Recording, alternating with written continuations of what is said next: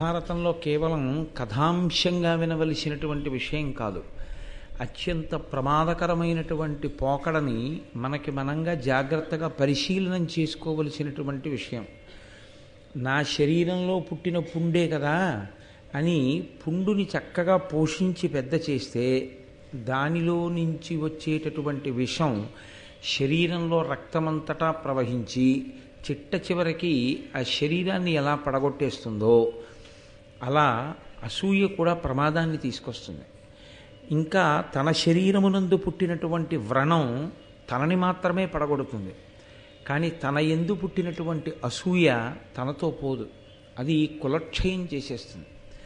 మొత్తం కుటుంబమే నశించిపోతుంది దానివల్ల. ఒక్కొక్కసారి చాలా భయంకరమైనటువంటి ఉపద్రవమే వస్తుంది. అందుకేనేమో అసలు ఈ గరుడోత్పత్తి యందు చాలా చమత్కారమైన విషయాన్ని ఒకదాన్ని ఆవిష్కరించారు వ్యాసభగవానుడు. భూమి లోపలికి వెళ్ళిపోతాయి పాములు, ఆకాశంలో ఎగురుతాయి పక్షులు. భూమి లోపలికి వెళ్ళిపోయే పాముకి ఆకాశంలో ఎగిరే పక్షికి శత్రుత్వం వచ్చింది.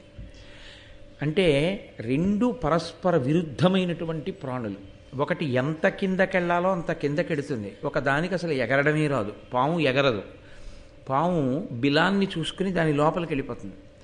పక్షికి దిగడం రాదు, పక్షికి ఎగరడమే వచ్చు.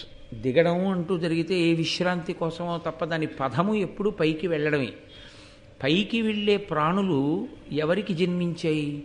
ఎవరికి అసూయ లేదో వారికి పైకి వెళ్ళే ప్రాణులు జన్మించారు, అంటే దేవతాంశ సంభూతులు జన్మించారు. ఎవరికి అసూయ కడుపులో ఉన్నదో అప్పటికి ప్రకటనము కాకపోయినా అది లోపల రగులుకుంటోంది. అసలు అసూయ అన్నది లేకపోతే ఒకరికి ఏదో మంచి జరిగింది అనేటప్పటికి ఎలా ఉద్భుతమైంది ఉంటే కదా పెరగడం అన్నది.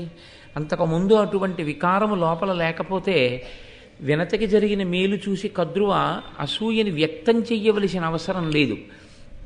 అది వ్యక్తమైంది వినత యొక్క కోరికని చూసి. అసలు ఆ వ్యక్తము కావడం అనే పరిస్థితి లేకుండా ఉండడం ఎప్పుడు సంభవమై ఉండేది? ఆమెకి అసూయ లేకపోతే. అసూయ అంటూ ఉండడం పాములకు తల్లి కావడమే, అంటే కిందకి వెళ్ళిపోయేటటువంటి ప్రాణులకు జననము. ఇక్కడ పాము అనబడేటటువంటి దాన్ని దేవతాపరంగా కానీ, కుండలినీ శక్తిగా కానీ, శ్రీ విద్యాపరంగా కానీ, లేకపోతే ఈశ్వరుని యొక్క ఆభరణ విశేషంగా కానీ అన్వయం చేసేటటువంటి పరిస్థితిలో చూడకూడదు.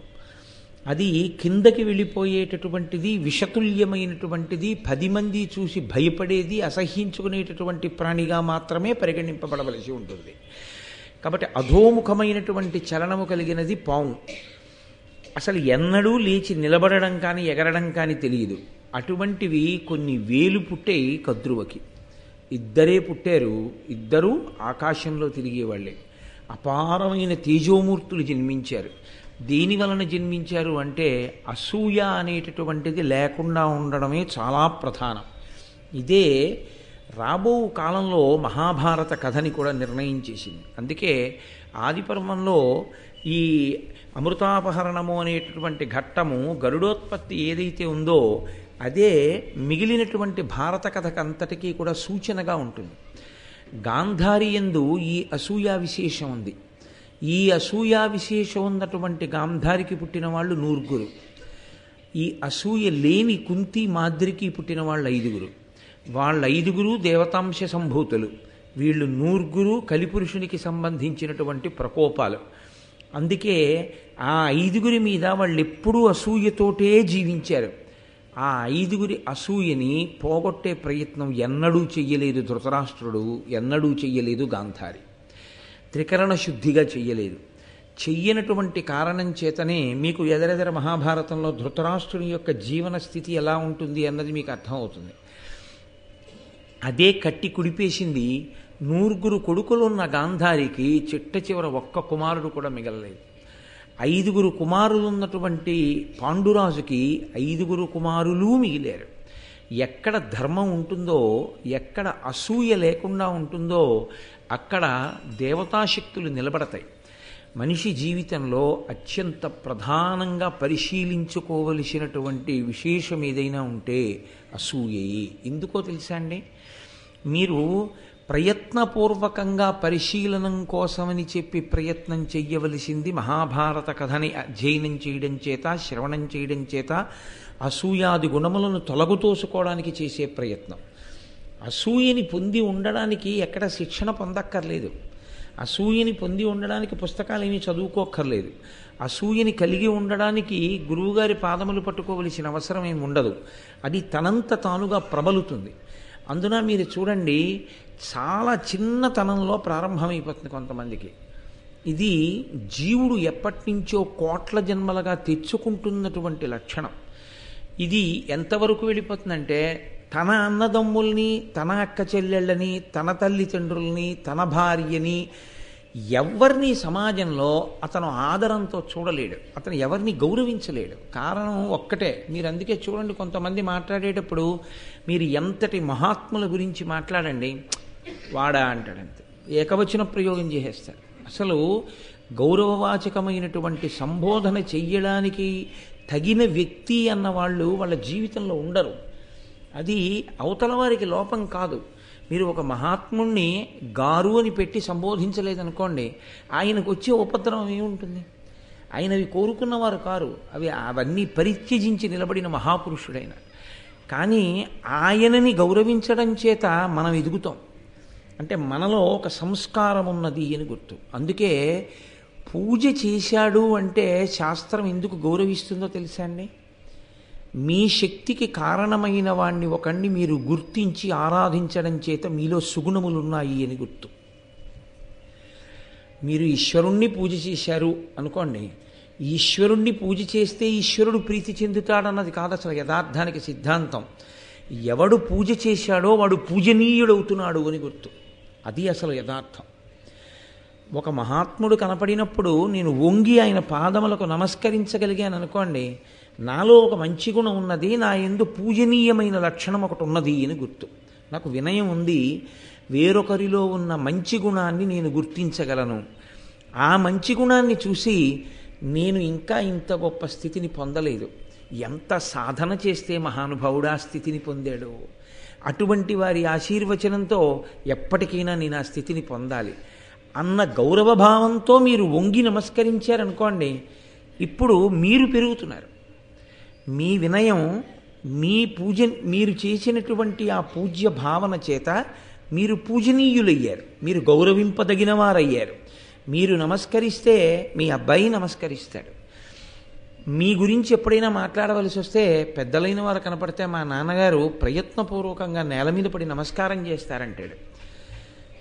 ఇంట్లో తండ్రి ప్రతి వారిని వాడు వీడు అని, ఏముందండి పెద్దవాడి పెద్ద విశేషం, వాడికి నమస్కారం ఏంటండి అన్నారనుకోండి మీరు, ఇప్పుడు అవతల వారిలో ఉండేటటువంటి పూజనీయత కించిత్ కూడా క్షీణించదు, ఏమీ క్షీణించదు. ఇప్పుడు మీరన్న మాట ఆయనకి కితాబు కాదు, ఆయన సమర్థతకి అది ఏ విధంగానూ రుజువు కాదు. ఆయన అలాగే ఉంటారు. పూజనీయతని పోగొట్టుకున్నవాడెవరు?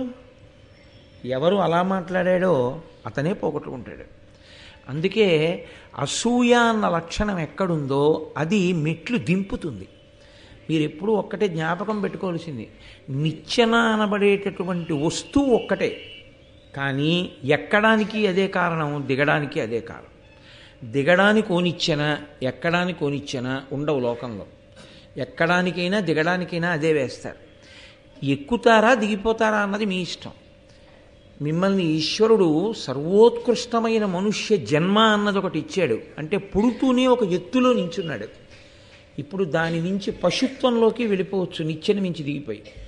ఇంకా అంతకన్నా పైకెక్కి దేవతల్లోకి వెళ్ళచ్చు, ఈశ్వరుల్లోనే కలిసిపోవచ్చు. నిచ్చెనని ఎలా వాడుకుంటారన్నది మీ ఇష్టం. మీరు ఎక్కినా దిగినా నిచ్చెన దోషం మాత్రం లేదు. అది ఒడిసి పట్టుకోవడానికి చేసేటటువంటి ప్రయత్నం. అసూయ అన్న గుణం కనపడగానే అయ్య బాబోయ్ ఇది నాతో పోదు, ఇది నన్ను మొత్తం నా వంశాన్ని కూడా క్షయం చేస్తుంది, చాలా ప్రమాదాన్ని తీసుకొస్తుంది. కాబట్టి నేను ప్రయత్నపూర్వకంగా ఈ అసూయ స్థానంలోకి వేరొక దాన్ని తీసుకురావాలి. దేన్ని తీసుకురావాలి?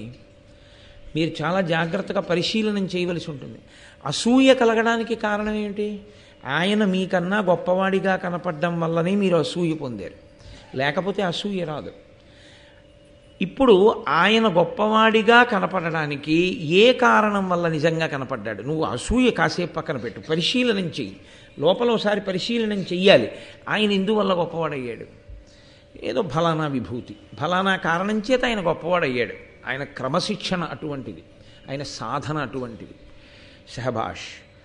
అసూయ మాని ఆయన చేసిన సాధనలో నువ్వు ఎంత సాధన చెయ్యగలవు? ఆయననే ఆదర్శంగా తీసుకొని మనం పైకెక్కగలమా? ఆయనకే నమస్కారం చేస్తూ ఆయనలా తయారు కాగలమా అని మీరు అన్నారనుకోండి, ఇప్పుడు ఆయన ఆదర్శం అయిపోయాడు, అసూయపోయింది. ఇప్పుడు ఆయనకి 10 మాటలు నమస్కరించి ఆయనలా ఉండాలని మీరు చేసే ప్రయత్నం చేత అభ్యున్నతి వస్తుంది. వాడెంత వాడండి అని ఆయనను అనుకరించకపోగా, ఆయనలా పెరిగే ప్రయత్నం చేయకపోగా, ఆయనని నింద చేసే ప్రయత్నం చేత కొత్తగా పాపం వచ్చి ఖాతాలో పడి కట్టి కుడిపేస్తుంది. కేవలం మీ మనసుతో భావాన్ని సమన్వయం చేసుకోవడంలో, మీ మనసుని ఎటువైపుకి నడిపించాలనేటటువంటి దాని విషయంలో మీరు బుద్ధిని వినియోగించుకోవడంలో జన్మ సాఫల్యము నిలబడుతుంది. మీరు అన్నమాట నేను వాడినప్పుడు కేవలం మిమ్మల్ని మీరు అనుకోకూడదు, అది నాకు నేను కూడా జ్ఞాపకం చేసుకుంటున్నాను అని మీరు గుర్తుపెట్టుకోవాల్సి ఉంటుంది. నేను ఆ స్థాయిని గెలిచిన వాడనని మీరు